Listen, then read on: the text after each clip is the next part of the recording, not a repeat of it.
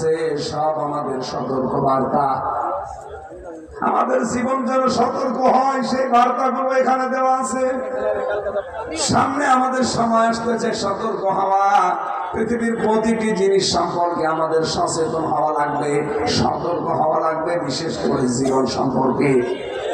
যেহেতু বেশি দিন আর থাকা যাবে না, খুব বেশি হলে এখানে যারা আছি 100 বছর পরে থাকতে পারবে।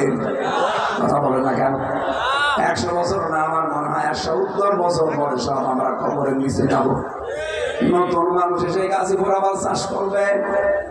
যেহেতু আমাদের জীবন সম্পর্কে সতর্ক হওয়া দরকার, জীবন সম্পর্কে সচেতন হওয়া দরকার। এই মুহূর্তে সেইটা করার জন্য আমরা আহ্বান জানাচ্ছি। দুনিয়ার এই ফেরেবে পড়ে, পৃথিবীর এই জমিনের ফেরেবে পড়ে যেন আমাদের আখিরাতের বিশাল জীবন আমরা নষ্ট না করি, ভুলে না যাই। আল্লাহ আমাদেরকে আমাদের জীবন সম্পর্কে সচেতন হওয়ার তৌফিক দেন, বলেন আমিন। গাজীপুরবাসী, এই পৃথিবীতে আল্লাহ আমাদেরকে উদ্দেশ্য নিয়ে পাঠিয়েছিলেন, তার নাম ইবাদত। তার নাম কি? কতদিন এটা করা লাগবে? ওয়াবুদু রাব্বাকা হাত্তা ইয়াতিয়াকাল ইয়াকিন। ওই দিন পর্যন্ত ইবাদত করে যাওয়া লাগবে যতদিন ইয়াকিন না আসে, তার মানে মরণ না আসে। এর থেকে প্রমাণ হয় মাস্ট বি আপনাদের কাছে মরণ আসবে। মরণ আসবে না এমন কেউ আছি আমরা? সুতরাং মৃত্যু যেহেতু সামনে অবধারিত আসবে, আর এই কয়েক বছরের জন্য আমাদের আসল জীবন যেন আমরা ক্ষতিগ্রস্ত করি না ফেলি। আমাদের ওই আসল জীবনটা আমরা সামনে নিয়ে বাকি জীবন আমরা সতর্ক হব ইনশাআল্লাহ। আল্লাহ সেই কথাগুলো আজকের এই আয়াতের ভেতরে দিয়েছেন, ইন্না কুন্না মুনজিরিন। আমি নিজেই সতর্ককারী। ফিহা ইফরাকু কুল্লু আমরিন হাকিম। এই যে গুরুত্বপূর্ণ রজনীর স্পেশাল শাবান মাসের 14 তারিখের দিবাগত রাত, এই রাতে আল্লাহ ফেরেশতা পাঠিয়ে দেয় দুনিয়ায়, আর 1 বছরের জন্য গুরুত্বপূর্ণ কিছু সিদ্ধান্ত নেয়। আমরা আজকের এই রাতেই দোয়া করছি, আল্লাহ আগামীকাল তো করবেনই, এমন সিদ্ধান্ত যেন বাংলাদেশ সম্পর্কে আল্লাহ নেয় যেন এই দেশটা নিরাপত্তায় পেয়ে যায়। এই কথা বোঝেন আমার? এমন সিদ্ধান্ত আল্লাহ যেন আমাদের দেশ সম্পর্কে নেয়, আগামী থেকে যেন এই দেশটা নিরাপত্তার চাদরে ঢেকে যায়। নবীজির ওই জামানায় একটা যুবতী মেয়ে সারা থেকে হাজরা মাউফ পর্যন্ত রূপের পরশা নিয়ে তারা হেঁটে গেছে।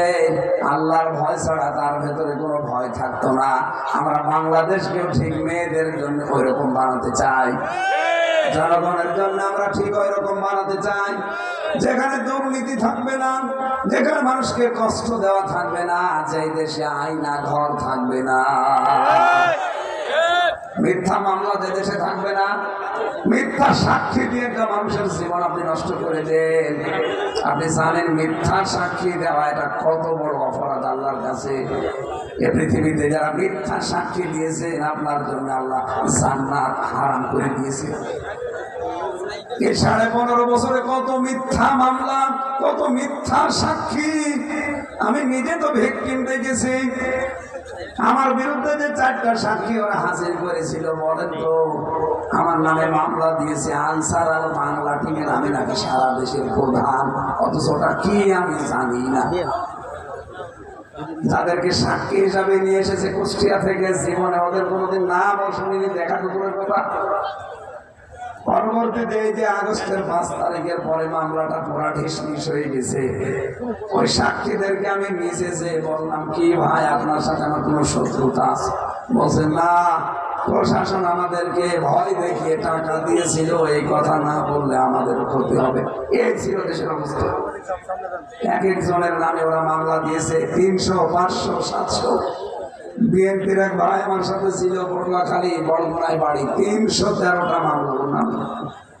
আমি ওরে বলতাম যে ভাই আপনি কবে জামিন নেবে আর কবে বের হবে, এরা জীবনে হাজিরা দেবেন কবে? একটা মানুষের নামে 313টা মামলা দেয়, ওদের বিবেক আছে? দেশটা কোথায় যে নিয়ে গিয়েছিল আল্লাহ আমাদেরকে হাতে ধরে বাঁচিয়েছে। আর এমন একটা মানুষকে বসিয়েছে যার নামে ওরা বিপদে পড়ে দোয়া পড়বে, সে দোয়া ইউনুসও পড়তে পারছে, দোয়া ইউনুস পড়তে পারবে? আল্লাহ মনে হয় কায়দা করে বসিয়েছে। ওরা যেহেতু বিপদে আছে এই অনুষ্ঠা তো করতে পারবে না। আর উনি এখন যদি অবস্থায় না থাকতো, এই উগ্রপন্থী হিন্দুরা যারা পালিয়েছে এরা মিলে দেশটাকে কবে আবার কসমস করে ফেলতো বিশ্বের কাছে। সুতরাং ওরা ডালে চলছে ডালে ডালে, আর ইউনুস চলছে পাতায় পাতায়। মাথা না একটা ম্যাগনেট। সুতরাং যে কয়দিন উনি আছে অন্তত বিশ্বের দরবারে দেশটাকে যেন কেউ উগ্রপন্থী, কেউ জঙ্গি রাষ্ট্র হিসাবে দেখাতে না পারে, সে বিষয়ে খুব সতর্ক থাকা লাগবে। আমার কথা বোঝেন আপনি? সামনে সময় আসতেছে এই দেশে কোরআনের আইন চলবে ইনশাআল্লাহ, কিন্তু পরিবেশ পরিস্থিতি অনুকূলে নিয়ে আসা লাগবে। আন্তর্জাতিক যে বিশ্বের কারিশমা আছে কিছু, আপনি একবার ইসলাম গায়ে করে ফেলবেন, টিকতে পারবেন না। সুতরাং এমন এমন কিছু নিয়ম নীতি আছে যেগুলো যারা রাজনীতিবিদ, যারা দেশ নিয়ে ভাবে তারা অবশ্যই জানে বিষয়গুলো। সামনে যেহেতু কালকের রাতে আল্লাহ গুরুত্বপূর্ণ সিদ্ধান্ত নিতে যাচ্ছে সারা দুনিয়া সম্পর্কে, বাংলাদেশ সম্পর্কে আল্লাহ এমন একটা সিদ্ধান্ত যেন নেয় যে আমরা শান্তি, স্বস্তি, নিরাপত্তায় বসবাস করতে চাই।